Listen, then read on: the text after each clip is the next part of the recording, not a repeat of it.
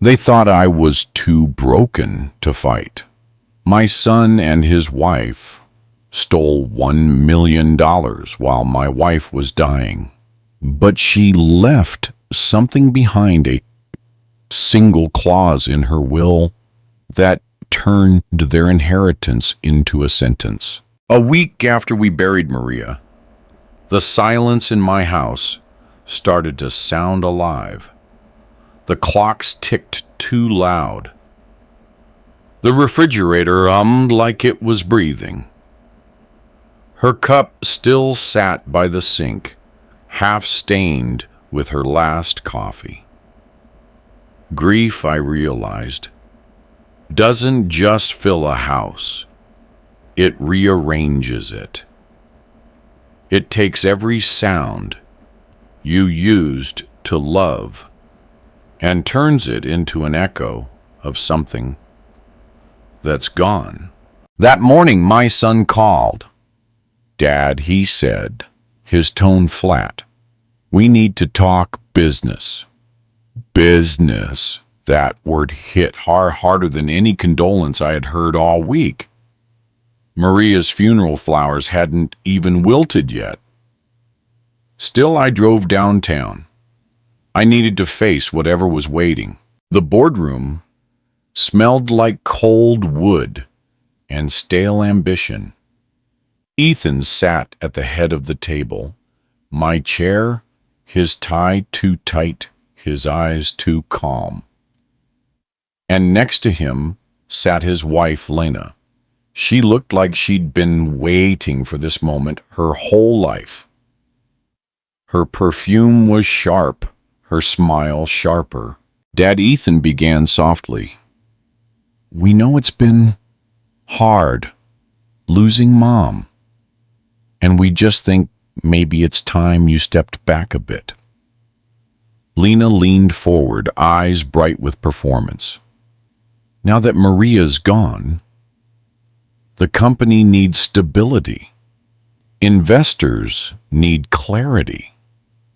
Her lips curved. "You'll sign your shares to Ethan." It's what she would have wanted. I stared at her for a moment, not angry, not shocked, just empty. Then I almost laughed, because I could hear Maria's voice from years ago. The greedy ones always mistake silence for weakness. I turned slightly. "You think I built Miller Freight by accident?" My tone was calm, measured. "When your mother and I started this, it wasn't stability that kept us alive. It was loyalty." Lena's smile faltered. Ethan glanced between us, uneasy. "Dad, please." He said, She's exactly what I think she is." I interrupted. My voice didn't rise, but the air changed. "And I'll tell you something, son. I don't negotiate with anyone who starts a sentence with, 'now that she's gone.'" Lena straightened, her eyes narrowing. "You're tired, John. You're 55, running on fumes. The board's nervous. The market's changed. You can't keep leading with sentiment." I leaned forward. "You call it sentiment. I call it humanity. Maybe that's why you'll never build anything worth bleeding for." She crossed her arms. "This isn't personal." I looked at her and at Ethan, my son, the boy who once fell asleep in my truck's passenger seat while I drove overnight shipments through the Oregon rain. "That's where you're wrong," I said quietly. "It's always personal." The room fell silent.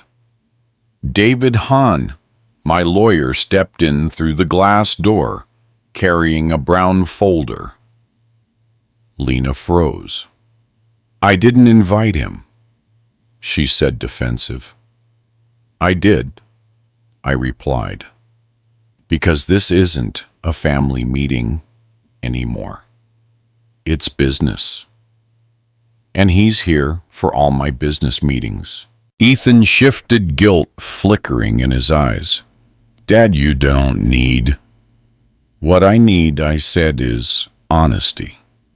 Something this room's been short on lately. No one spoke after that. The silence stretched like glass, thin, tense, about to shatter. Finally, I stood. This meeting's over. Lena's chair screeched as she rose. You can't just ignore. I can, I said. And I just did. They left together, the click of Lena's heels, echoing down the hallway like gunshots. When the door finally shut, the whole building felt heavier. I looked at the empty chair across from mine. For 40 years, Maria sat there, same room, same table. She'd lean back during late meetings and say, "Don't let success turn you into what we fought against." I hadn't understood what she meant back then. But now I did. Because success hadn't changed me. It had changed them. I sat for a long time after that, staring at the old photo. On the wall, Maria, holding our first freight contract, smiling through exhaustion. That smile used to anchor me. Now, it haunted me. Finally, I took out my phone and called David. He answered on the first ring. "I figured I'd hear from you today," he said. "They came for the company," I told him. "Both of them." "Yes." She spoke. He followed. "I see," David murmured. "What do you want me to do?" I exhaled slowly. "Start digging. Quietly. I want every paper they've signed in the last 18 months. Every vendor. Every wire." David paused. "You think they're hiding something?" I don't think I said. Maria did. I should have listened. When I ended the call, the city outside my window looked smaller, fragile, like it could break under its own weight. I ran my hand along the grain of the boardroom table, the same one Maria and I had bought when we couldn't even afford curtains. And for the first time since the funeral, I didn't feel grief. I felt something colder. Purpose. It took David less than 4 days to find the first crack. He called late at night, his voice low and stripped of emotion, the way people speak when the truth starts to rot the air around them. "John," he said, "you should sit down." I didn't. I just listened. "There's a shell company," he continued. "Elneny Consulting. Registered in Delaware. 2 owners, Lena Miller and Ethan Miller." The words hung there like smoke. David cleared his throat. "They've been invoicing Miller Freight every month for logistics analysis, market research, supply chain audits. All fake. Each invoice sits just below your sign-off threshold. Only the COO's approval was needed." He paused. "John, the total is $1 million. A number that big doesn't sound real when you first hear it.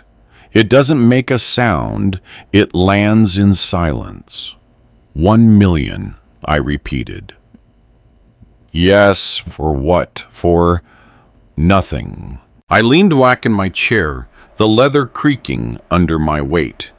My office was dark, except for the city lights bleeding through the blinds. While Maria was dying in that hospital bed, Our son was siphoning money from the company she'd built with her hands. I didn't speak for a long time. Finally, I said, "Where did the money go?" David flipped pages. I could hear it over the phone, paper cutting through the dark. Down payment. On a house in Aspen. A Porsche. Personal credit cards. Vacations. He hesitated. All in Lena's name. Of course it was. "Keep digging," I told him. "Find every transfer, every account, every lie. And David, don't tell anyone you're working for me." "I understand," he said. "They won't see it coming." After the call, I just sat there staring out at the rain streaking the window. Each drop looked like a confession, sliding down glass. I tried to feel anger, but it wouldn't come. Not yet. Just an ache that sat where my pride used to be. $1 million. That's how much her trust was worth to them. How much my silence cost. I closed my eyes, and I could see Maria sitting at her desk last spring, holding a quarterly report. John, she'd said, frowning slightly, "This consulting fee seems high."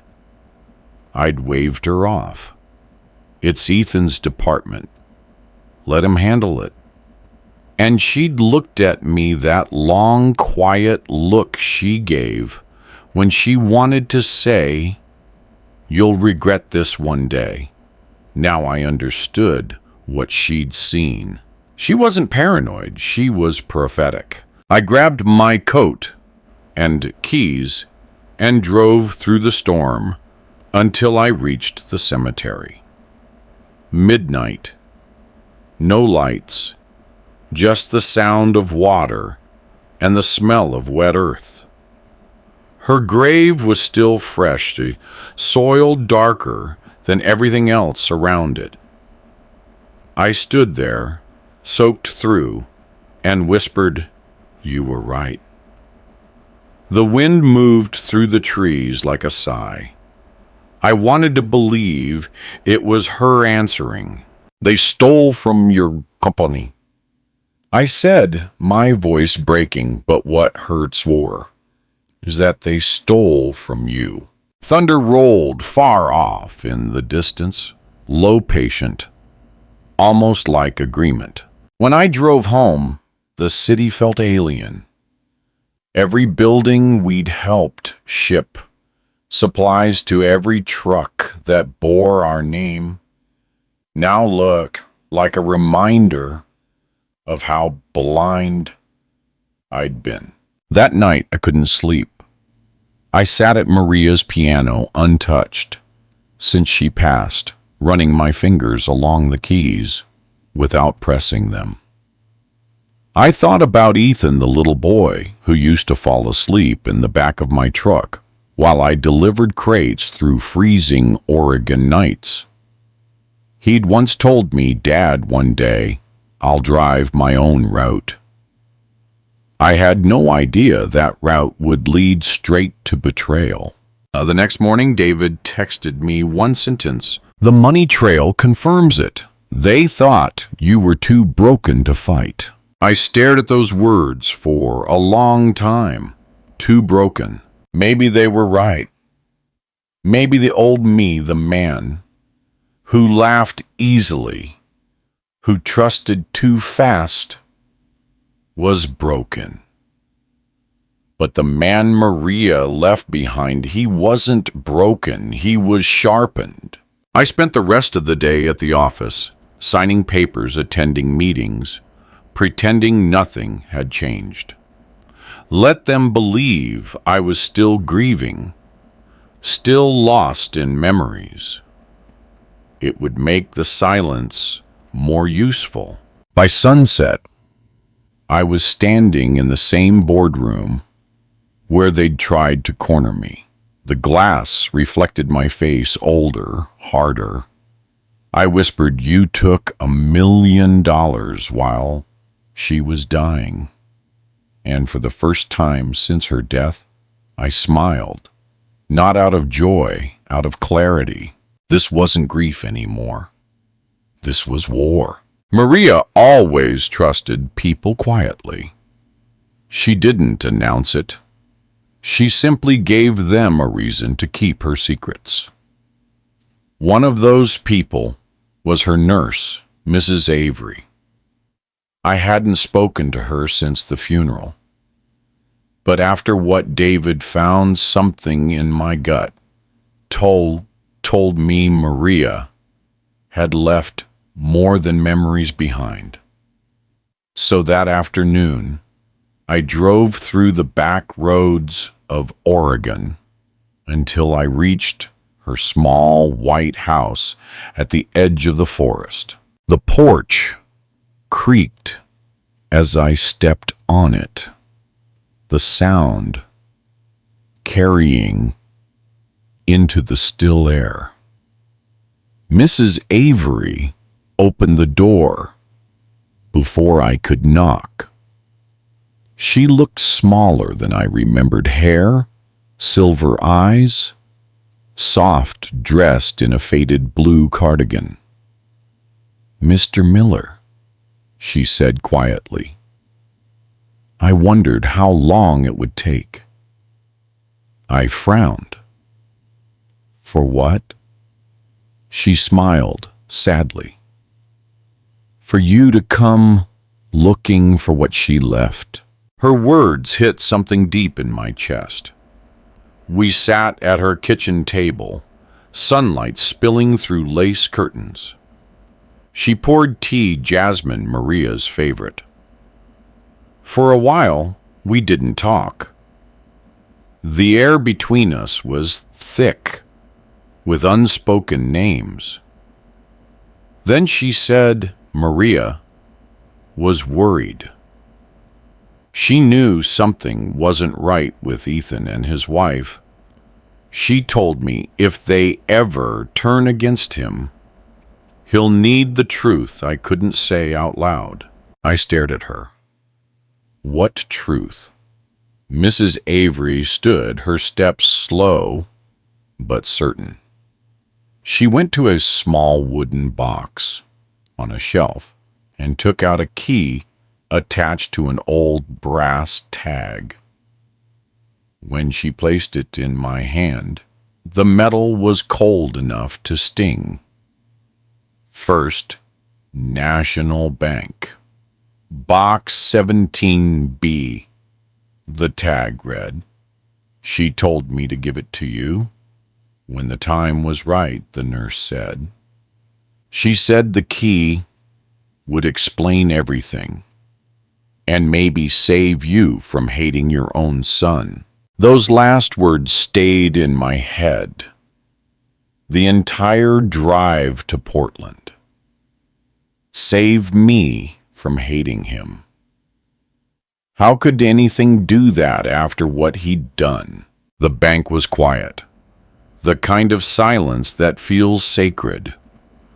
The manager recognized my name, escorted me down into the vault, and left me alone with the safe deposit box.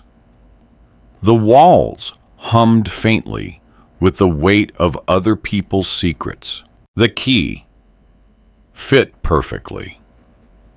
When I opened the box, the smell of old paper and dust hit me like a memory. Inside were a few yellowed documents, a photograph of Maria when she was 20, smiling at the camera like she knew something the world didn't, and 2 sealed envelopes tied with a thin ribbon. The first was labeled birth certificate. The second, adoption record. My stomach sank before I even read them. The birth certificate listed a child's name, Ethan Miller. Father John Miller, mother not Maria. For a moment everything went quiet, not outside, but inside me. like the air had been sucked out of the room. My hands shook as I opened the second envelope. The adoption record was dated 6 months after the birth certificate. The mother's name had been crossed out. And below it, in Maria's handwriting, was her signature. Maria Miller, legal adopter and guardian. I sat there for a long time, staring at the paper that redefined 40 years of my life. Maria had known all along, and she hadn't said a word. At the bottom of the box was a small leather-bound journal, its cover worn soft from years of handling. I opened it, and her handwriting reached out to me like a familiar voice. I found out about the woman today, and the child. I can forgive the mistake, but not the silence. Still, I see something in the boy. Maybe grace lives where guilt once stood. Page after page, she wrote about forgiveness the way other people write about prayer. About how shame can be turned into mercy if someone's brave enough to hold it. She had taken my greatest failure, the night I wished I could erase, and turned it into love. Ethan wasn't her blood, but she made him her heart. And that heart, the one she gave him, was the same one he'd betrayed. I closed the journal and placed it back inside. My reflection in the polished steel wall looked older, but not broken.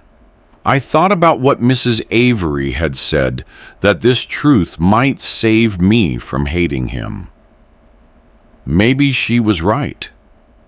Because what I felt now wasn't hatred. It was clarity. As I left the vault, I noticed the keys still in my palm. I could almost hear Maria's voice again. Don't let anger speak for you, John. Let the truth do it. Outside, the rain had stopped. The sky was the color of steel, heavy but honest. I drove home without music, without thought, just the steady hum of the road beneath me. By the time I reached the driveway, I knew exactly what I had to do. Maria hadn't left me with revenge. She'd left me with instructions. The next morning, I drove to David's office before the city had even woken. The sky was still bruised from last night's rain. He looked up when I entered, surprise flickering across his face. "You didn't sleep," he said. "I read," I replied, placing Maria's journal and the documents on his desk. His eyes widened as he scanned them. She knew, she always knew, and she adopted him. "Yes," I said quietly. "And now he's trying to steal what she gave him." David sat back, exhaling. "John, this changes everything." I nodded. "It does. But not for me, for him." He pushed his glasses up. "What are you going to do?" I looked out the window, watching traffic crawl through the gray morning. Exactly what Maria would have done. I'm not going to destroy him. I'm going to let the truth do it. David leaned forward, meaning, I want a board meeting, full attendance, and I want it next Friday. He frowned. That's short notice. That's the point. He studied my face for a moment, then nodded. All right, but if you're planning something big, I need to know your angle.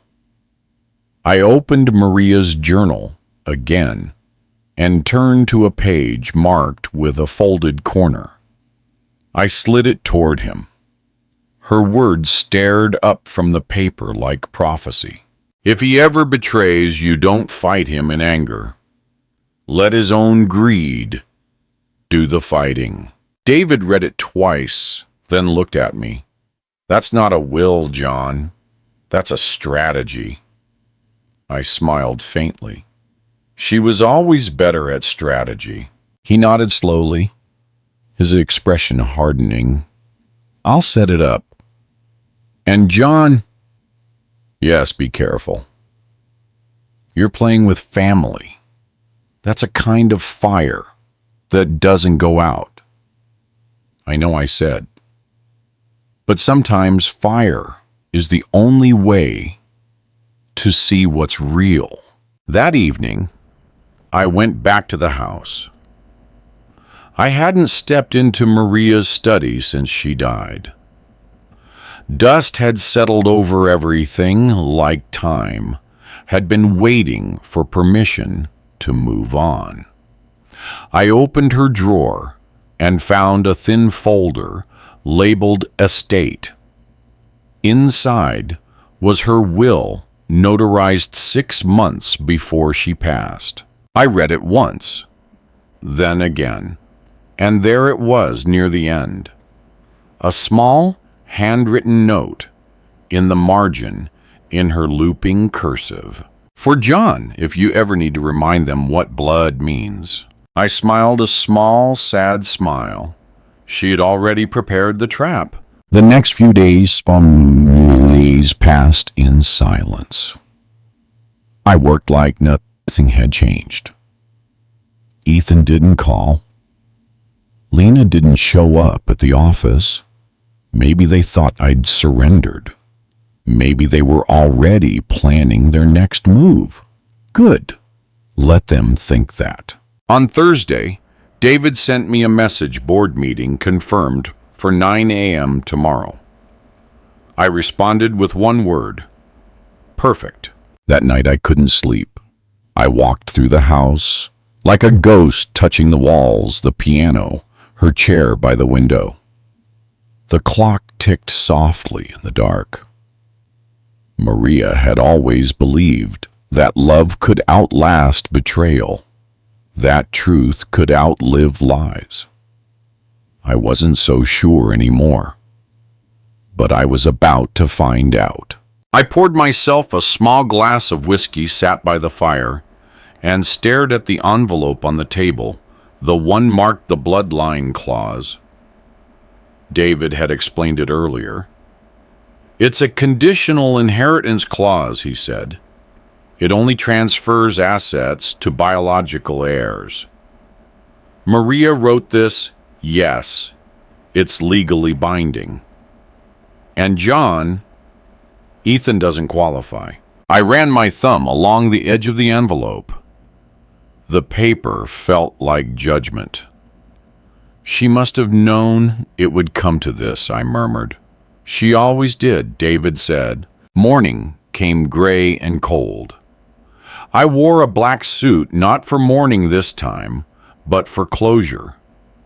When I arrived, the boardroom was full. Ethan sat near the center, confident, tapping his pen like a drumbeat. Lena beside him, dressed in white, smiling like a verdict already won. Morning, Dad, Ethan said. I nodded. Morning, son. He smirked. You'll be glad to know everything's ready. The transition documents the share transfers. I raised a hand. Before we start, I have something to share. I placed Maria's folder on the table. David stood beside me, expression unreadable. This, I said, is your mother's will? She finished it months before she passed. She wanted it read only when necessary. Lena leaned forward. And why now? Because I said softly, the time has come. David clicked the remote. The projector lit up the wall. Account statements, wire transfers, shell companies. Every secret they thought buried, now shone in sterile white light. Lena's smile vanished. Ethan's face drained of color. I looked at them both, my son, my daughter-in-law, and said the only sentence Maria would have wanted me to say. You stole $1 million while she was dying. The room went silent. No shouting, no excuses, just the sound of breath leaving their lungs. No one moved. The light from the projector flickered across their faces like judgment. On the screen, account names, invoices, wire transfers, all leading back to the same shell company. L&E Consulting. Lena and Ethan. David's voice broke the silence first. All $1 million, he said, evenly transferred in increments over 22 months. Every invoice approved by the COO. He turned toward Ethan. That's you. Ethan swallowed hard. This isn't what it looks like. Lena jumped in sharp practice. We were consolidating assets. You can't accuse family of... I raised my hand. Enough. She froze mid-sentence. I stood slowly, the chair sliding back with a low scrape. While your mother was dying, I said, my voice low, you were wiring money for your new house. You didn't just steal from me, Ethan. You stole from her. From the woman who raised you, the woman who loved you, even after she learned the truth. He blinked, confused. What truth? I looked at him, really looked. His face, the one Maria had kissed goodnight for 3 decades. She knew, I said quietly. About the affair, about you, about everything. And she chose to love you anyway. The room went dead still. Ethan's eyes widened. What are you talking about? Ask yourself, I said, why she signed those adoption papers 6 months after you were born. His pen clattered to the table. David switched the slide. On the screen appeared the scanned image of Maria's signature, the adoption record.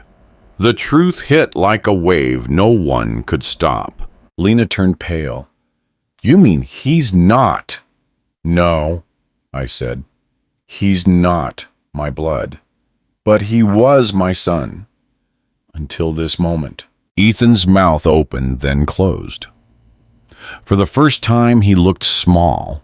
Not as a man, not as a criminal, but as a child who had run out of lies. You knew all this time? He whispered. No, I said softly. Your mother did. And she took that secret to her grave to protect you. That's what you betrayed. Lena stood desperate. We can fix this, John. Just tell us what you want. I looked at her calm. I already have everything I want, the truth. David cleared his throat. Mr. Miller, as executor of Mrs. Miller's estate. I have to inform the board that her will includes a clause known as the bloodline clause. It transfers all assets only to biological heirs. He paused, letting the words settle like dust. Which means, legally, Ethan Miller does not qualify. The silence was no longer empty. It was heavy, full of all the things they'd never thought could happen. Lena's voice broke. "You can't do this." I turned to her, meeting her eyes without blinking. "You're right. I'm not doing anything." She did. Then softer. She always finished what she started. I walked to the window, watching the rain streak down the glass. The city blurred behind it like a painting melting. My reflection looked tired but steady. "You see," I said, still facing the window, "I thought this company was my legacy. But it was never mine. It was hers. Every good decision I ever made came from her voice in my head. And she left one last decision to make sure her love didn't become your greed." I turned back to them. Ethan was shaking, his eyes glassy. "Dad, please." "No," I said quietly. "Don't call me that right now." He flinched. David began gathering the documents, but I raised a hand. "Leave them." I wanted the evidence to sit there staring them in the face. Proof that silence could punish more deeply than shouting ever could. I walked around the table slowly, the sound of my footsteps the only thing filling the room. When I stopped beside Ethan, I rested a hand on his shoulder. He didn't look up. "You know what hurts most?" I asked. He didn't answer.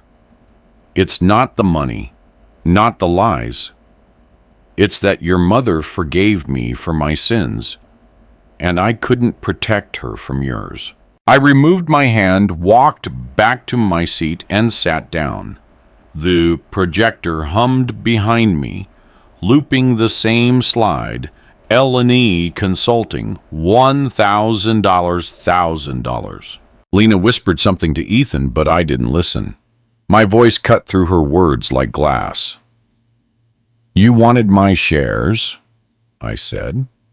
"You can have them after you pay back every cent you stole, with interest. And when you do, you'll still have nothing. Because you've already spent what mattered most." I stood again. "This meeting is adjourned." No one spoke. No one moved. When I reached the door, I paused and looked back at the screen one last time. $1 million. And a lifetime's worth of love, both gone in the same transaction. Then I walked out, leaving them with nothing but the truth. After the meeting, the silence followed me home like an old shadow. The rain had stopped, but the world still looked wet streets, slick trees trembling under the weight of what had just passed. When I opened the door, the house felt different, lighter. Not peaceful, but emptied of lies. I hung my coat, walked to the kitchen, and sat where Maria used to sit with her morning coffee. The chair creaked the same way it always had. It was strange, after all the words that had been said in that boardroom. The thing that echoed loudest was what she didn't say while she was alive. She could have told me about the affair. She could have told me Ethan wasn't mine. She could have told me she forgave me. But she didn't. She just lived like forgiveness was her language. That was Maria. She never raised her voice. She raised the people around her. I poured myself a cup of black coffee, bitter, the way she hated it, and stared at the steam curling upward. How do you forgive someone who never asked for it? How do you carry a truth that tears apart what's left of your family and still feel clean? The fire in me had burned out after the meeting. What remained wasn't anger. It was something quieter, a kind of mourning, not for her, but for who we all used to be. I thought of Ethan's face when he saw the adoption papers, the disbelief, the betrayal, the fear. And I realized he wasn't the only one who'd felt those things. Maybe we'd been betraying each other for years, just in different ways. The doorbell rang around noon. It was David, holding a folder and looking like he hadn't slept either. "I figured you'd be here," he said. "I live here," I replied, managing a small smile. He sat across from me, placing the folder on the table. "It's over," he said. "They signed everything.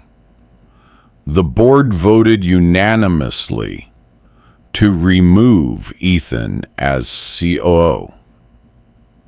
Lena resigned." I nodded. "Good." He hesitated. "They're leaving town." "Aspen, maybe." Of course they were. People always run to the places they bought with their guilt. David cleared his throat. "There's one more thing." He slid a single sealed envelope toward me. It was in Maria's estate file.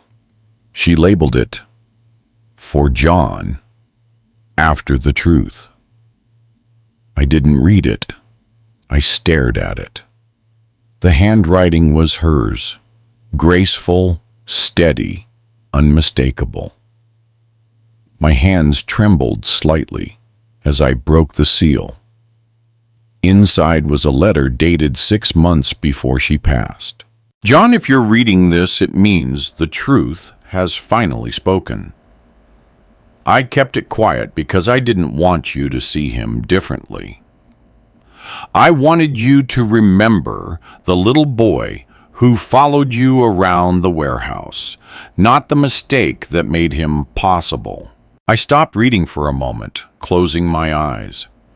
Her words had weight, like the world was whispering through paper. If he ever betrays, you don't let hate write your ending. Use what I've left the clause, the proof, the silence. But do it for peace, not pride. Our life was messy, John, but it was real. And real love never dies clean. It leaves fingerprints. By the time I finished, I couldn't tell if the wet on the page was from her ink or my tears. David watched me quietly. "What does it say?" "It says," I murmured, folding the letter carefully, "that forgiveness isn't a gift. It's a responsibility." He nodded slowly. "What will you do now?" "I don't know," I said honestly. "Maybe rebuild, maybe rest." He smiled faintly. "Maybe both." He stood, shook my hand, and left without another word. After he was gone, I sat there with the letter tracing her handwriting with my thumb. She had prepared everything, not to punish, but to protect. She'd known, Mom, known I would find out one day. And she'd trusted me to handle the truth with grace. It was the last thing she ever taught me. Outside, the sky began to clear. A single line of sunlight slipped through the window and landed across the letter like a promise. I whispered into the empty room, "You were right, Maria. Again." Then I folded the paper, placed it beside her photo, and for the first time in weeks, I felt something close to peace, fragile, but real. But peace, I've learned, is never the end of a story. Sometimes it's just the pause before the world asks if you really mean it. And I knew before this was over I'd have to prove it. It was late afternoon when the knock came. 3 short raps, hesitant, familiar. I didn't move at first. I just sat there staring at the letter Maria had written, lying open on the kitchen table like a ghost that refused to leave. The knock came again, this time softer. When I opened the door, Ethan stood there. He looked smaller somehow. The confident man from the boardroom was gone. His eyes were sunken, his shoulders slumped under the kind of weight that only truth can give. He wasn't holding anything. No bag, no papers. Just himself. "Can I come in?" he asked quietly. I nodded. "You already are." He stepped inside, his shoes squeaking against the old wooden floor. The house smelled like coffee and rain. He looked around, seeing everything he'd grown up with, the photos on the wall, the piano Maria used to play, the dent in the hallway where he'd crashed his bike as a kid. It was strange how guilt made him look young again. "I didn't know," he started. His voice cracked on the first word. "I believe you," I said. He blinked, caught off guard. "You do?" "Yes. You didn't know she wasn't your mother. But you did know she loved you. That should have been enough to stop what you did." He looked down, swallowing hard. I thought you didn't care anymore. You were always so distant after she got sick." I was scared, I admitted. Watching her fade was like watching the lights go out in my own chest. I didn't know how to hold both love and fear at the same time. So I stopped holding anything. His eyes filled with tears. "I'm sorry, Dad." The word hit me, Dad. It still hurt, but not in the way it used to. It was more like hearing an old song that used to mean something. "You stole from her," I said softly. "Not from me. You used her company, her name, her trust. That's what you'll have to live with." He nodded, unable to meet my eyes. We stood there for a long time in the kind of silence that felt alive. He finally whispered, "Lena's gone." "I know." She said I ruined everything. I almost smiled. "She's wrong. You can only ruin what was real. What you had with her was greed. That dies fast." He sank into a chair, his hands shaking. "What happens now?" "Now," I said, "you live with it. You start over. Somewhere far from money, far from noise. You learn what it means to earn again." He looked up, eyes red. "You're not pressing charges, Al." Why, I sighed. "Because I already did. The one thing worse than that, I let you see who you really are." He flinched. "I don't deserve another chance." "Maybe not," I said. "But your mother believed in mercy. and she asked me to honor her will.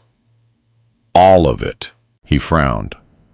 All of it. I reached into my pocket and pulled out a small, folded note, the last page of Maria's letter. I slid it across the table. He hesitated, then opened it. Her handwriting was delicate, almost fading. Ethan, if you're reading this, it means your father only knows. You may not share his blood, but you carry my love. Remember, inheritance is not what you take, it's what you keep alive. Ethan's lips trembled. He wiped his eyes and read it again, slower this time. I watched him, the man who wasn't my son, crying like the boy who used to run into Maria's arms after school. When he finished, he folded the note and held it tight in his fist. She forgave me. Yes, I said, but forgiveness doesn't erase debt. It just reminds you to pay it forward. He nodded, tears falling onto the paper. I'll fix it. I don't know how, but I will. Good, I said. Start with yourself. He stood, wiped his face, and looked at me for the first time, without defense, without armor. I wish I'd been more like her, he whispered. So do I replied. But then again, maybe it's not too late. He nodded slowly, then reached out a trembling hand. I took it, not as a father, not as a judge, but as a man holding the last thread of something that used to be family. His grip was weak, but honest. When he turned to leave, he paused by the door. Do you want me to bring the house keys back? I shook my head. Keep them.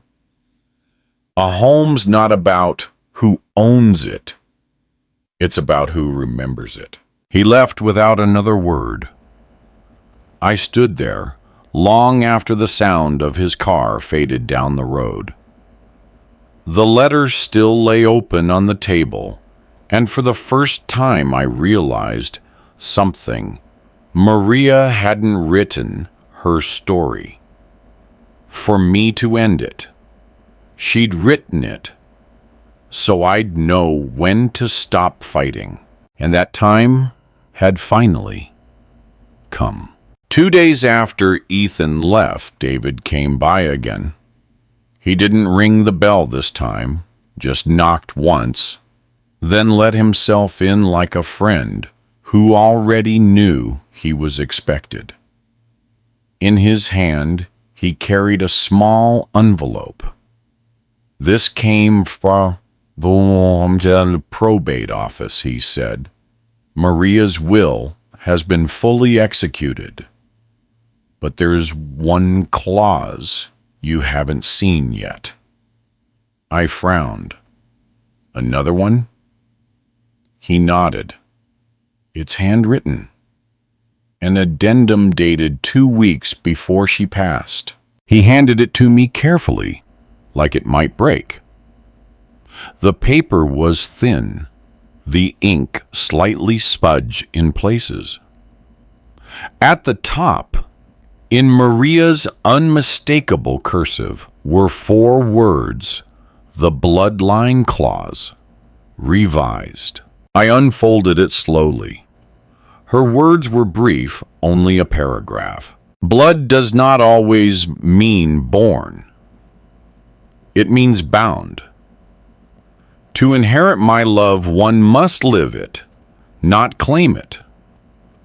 Let this clause remind whoever reads it that loyalty writes stronger lines than DNA ever could. I read it twice, maybe 3 times before I spoke. She changed it. David smiled faintly. Yes. She made it symbolic, not biological. Legally, you can interpret it either way, but her intent is clear. She meant it for you to decide. I looked at him. So, Ethan still inherits nothing? David said.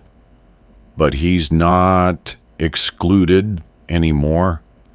He's waiting for your verdict. My eyes drifted toward the window, where the sky was dimming into that Oregon blue that only shows up after rain. Maria left me a courtroom with no jury, I murmured. She trusted you to know what justice looks like, David replied.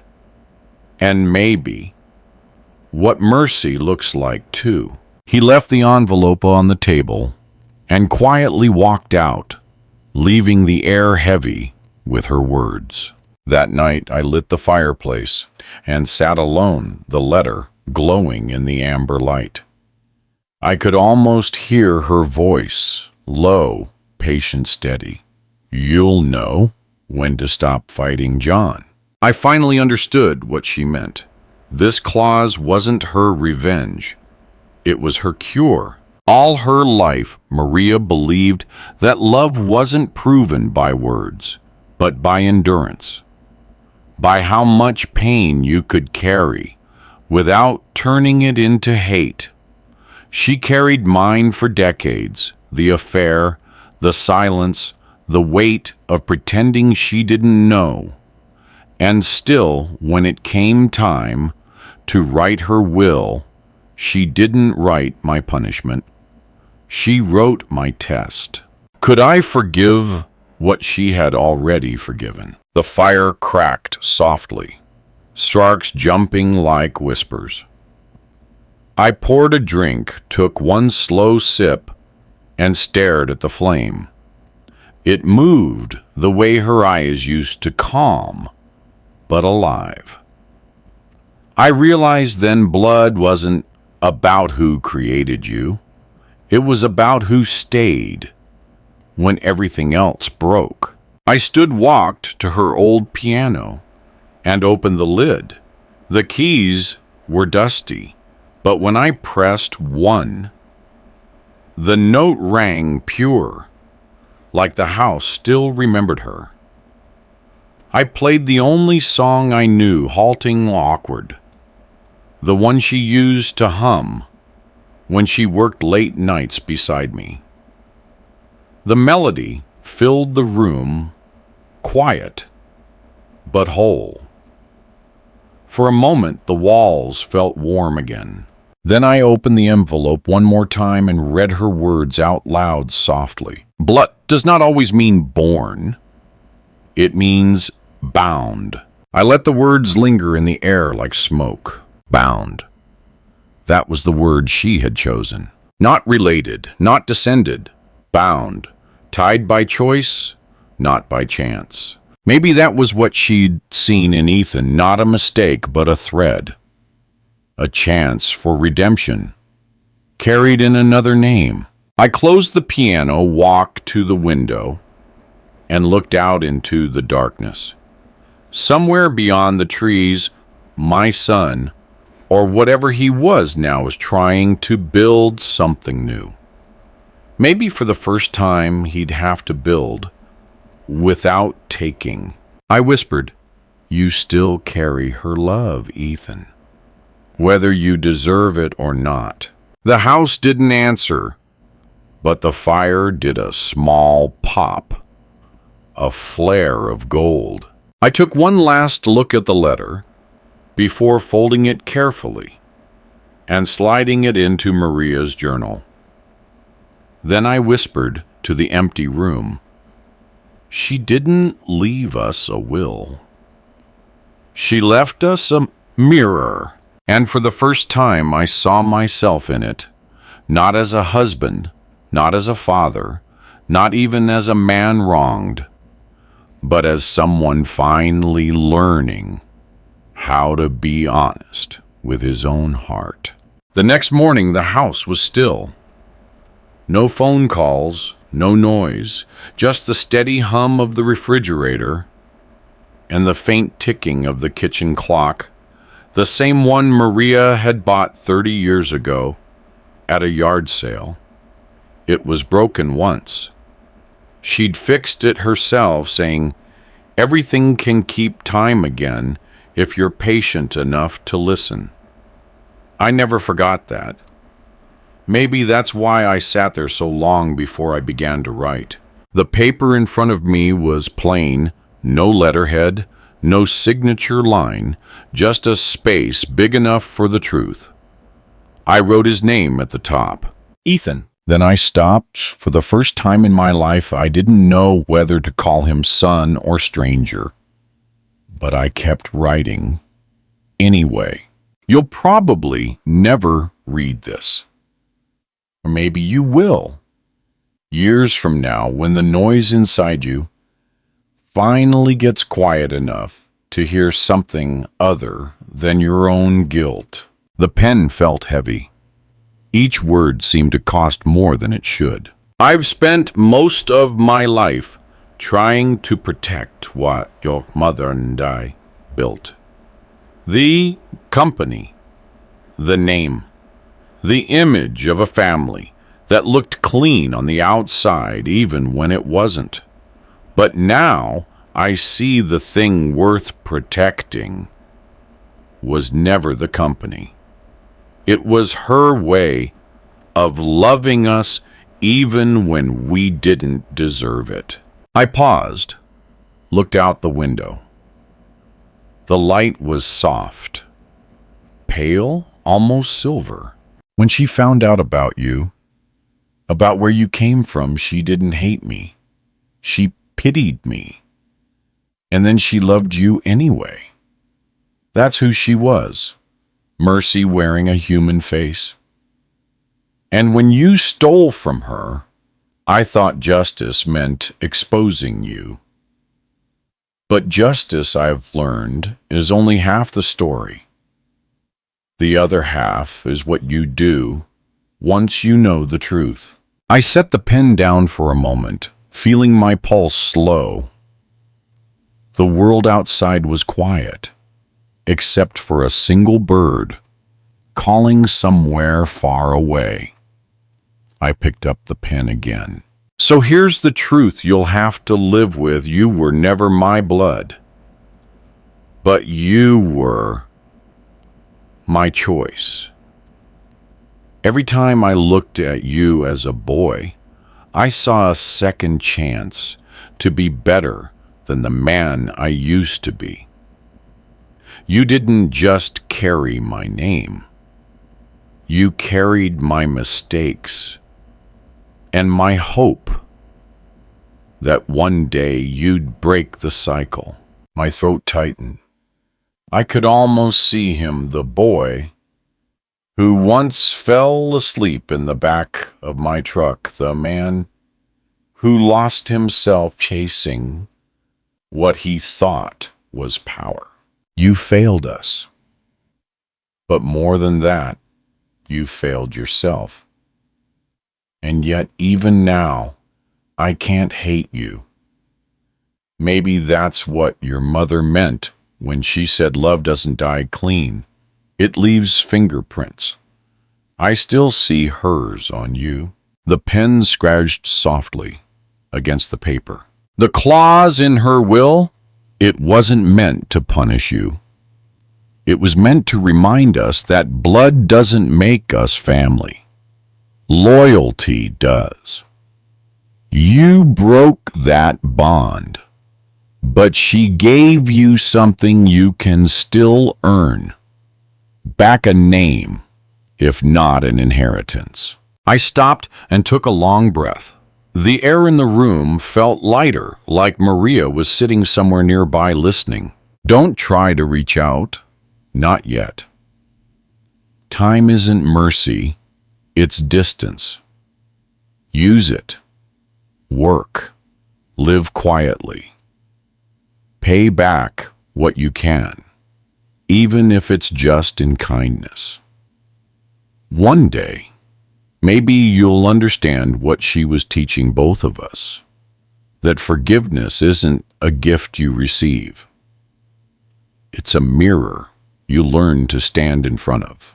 I signed the bottom with just one word, Dad. Then I folded the letter, slid it into an envelope, and sealed it with my thumb.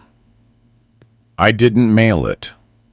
Some truths don't need postage. They just need to exist. I placed it in Maria's journal between her entry about the day she found out about the affair and the one where she wrote, "Grace lives where guilt once stood." It felt like the right place between ruin and redemption. The fire had burned low by then.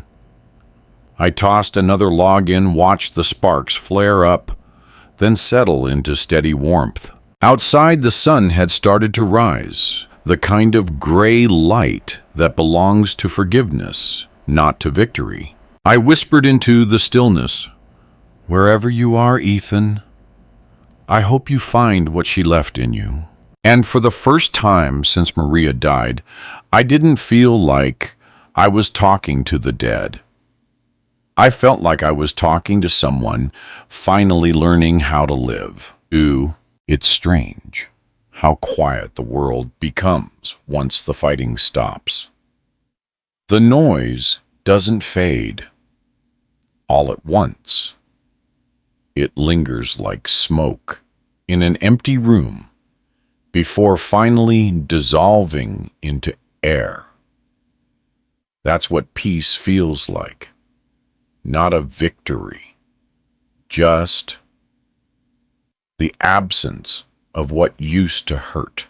A month after the boardroom meeting, I drove north past Portland, past the freight yard where Maria and I first met, and up into the high country where the pines lean close enough to whisper to one another.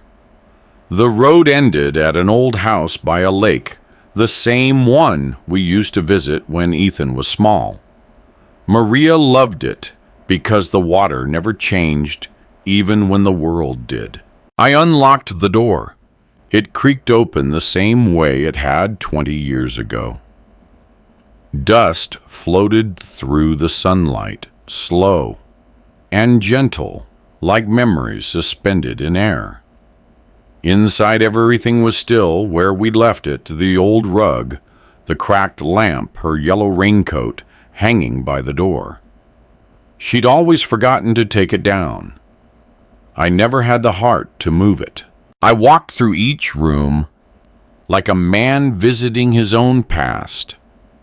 In the kitchen, the window still framed the same view, the lake blue and endless. In the living room, the old piano sat silent, a single dried rose resting on its lid. And in the bedroom, on her side of the bed, the sunlight fell across the sheets, exactly where she used to sleep. I sat on the edge, holding the small journal she'd filled over the years.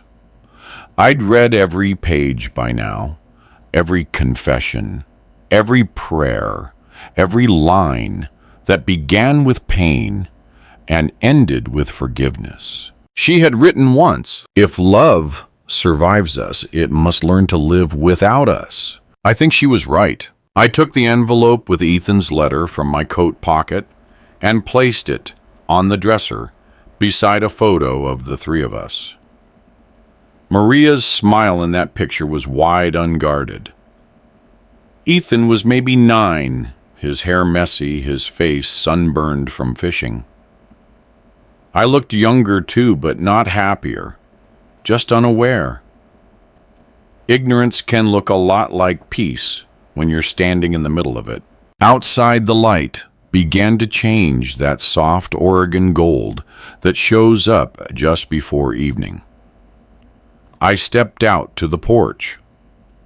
The air was cool, smelling of pine and wet earth. The lake shimmered still and quiet like a mirror, too tired to reflect anything else. I sat in her old chair, the wood groaning under my weight. For the first time in a long time, I didn't feel alone. Grief had stopped being a wound. It had become a language. I whispered, "We did it, Maria. Maybe not perfectly, but we finished what you started." The wind moved through the trees, gentle, approving. I thought about Ethan wherever he was trying to start over. Maybe he'd find a small town, a small job, a small peace. Maybe one day he'd bring flowers here too. I hoped so, because if forgiveness means anything, it has to travel farther than the person who gives it. The sky deepened to amber. I lit a single candle, placed it by the window, and watched its reflection flicker on the lake's surface. For a moment, it looked like two flames, one in the glass, one on the water, both trembling, both alive. I thought of Maria. Again, her voice, her laugh, her way of turning silence into shelter. She had left me with one final lesson hidden inside that clause. Blood is not what binds us. Choice is. I stayed there until the stars began to appear faint and scattered like her handwriting across a dark sky. When the candle finally burned low, I whispered one last time, "Good night, my love. I'll keep the house warm." Then I closed the journal, blew out the flame, and sat in the dark, not in mourning, but in peace. Because sometimes the quietest endings are the ones that finally tell the whole truth.